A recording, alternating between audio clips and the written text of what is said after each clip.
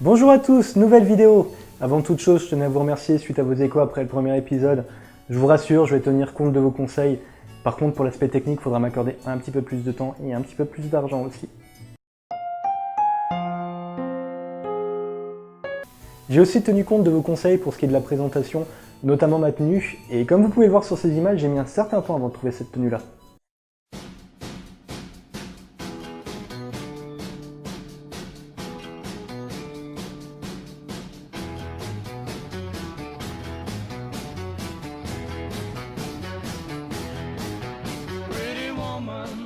J'ai tellement galéré, sans déconner, à un moment j'ai même pensé à tourner nu comme vous pouvez le voir sur ces images d'archives.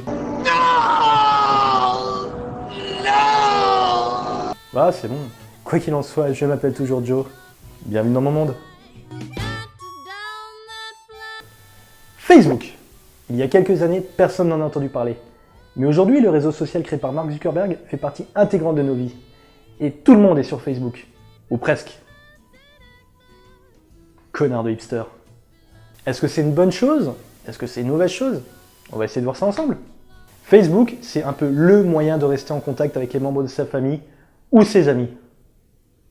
Oh, trop fort, Timmy, c'est enfin, ça fait des pucelets. Ah, c'était pas top apparemment. Bon bah je like. Par contre, là où Facebook me donne envie de tout défoncer à coups de batte de baseball, c'est pour ce qui est du partage de l'information. Scoop, c'est pas parce que c'est sur Facebook que c'est vrai. L'information, ça devrait se passer comme ça. 1. L'événement arrive. 2. On le vérifie. 3. On rapporte l'information. Et pas 1. Un événement arrive. 2. On poste une photo qui n'a rien à voir. Et 3. Facebook, Facebook, Facebook.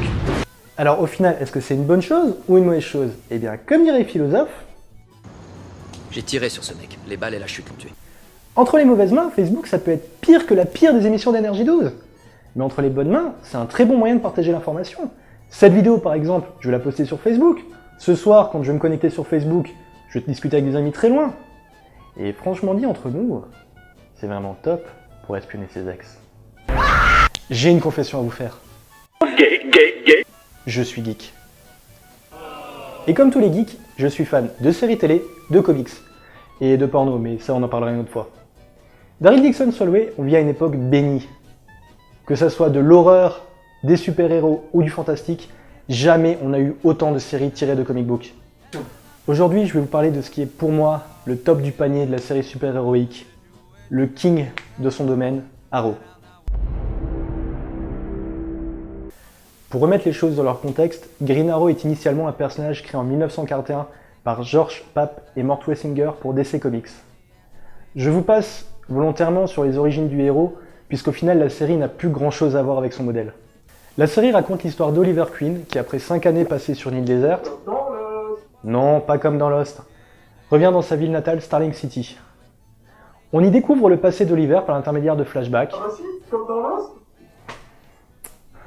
Je reviens.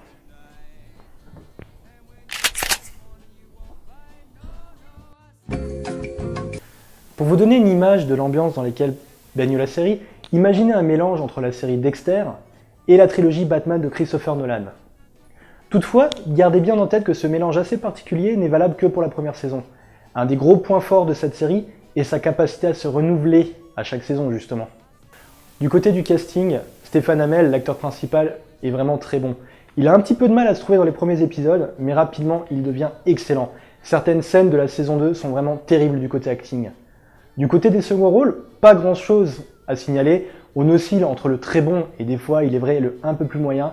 Par contre, un gros pouce levé à l'acteur Manu Bennett, que vous avez peut-être vu dans le film Le Hobbit ou dans la série Spartacus, qui a réussi à transformer la série en véritable tuerie dès que son personnage apparaît à l'écran.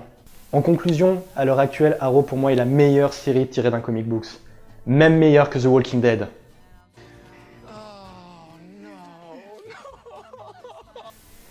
La série fonctionne très bien aux États-Unis. Un deuxième spin-off, The Flash, est diffusé actuellement. Un autre spin-off, Vixen, sous forme de dessin animé, est prévu pour cet été. Et enfin, encore un autre spin-off est prévu pour un peu plus tard dans l'année. Je me répète, mais en conclusion, très bonne série, visionnage vivement conseillé. C'est tout pour cette deuxième vidéo, je vous dis à très bientôt. Encore une fois, n'oubliez pas, partagez, commentez, abonnez-vous. Allez, à bientôt.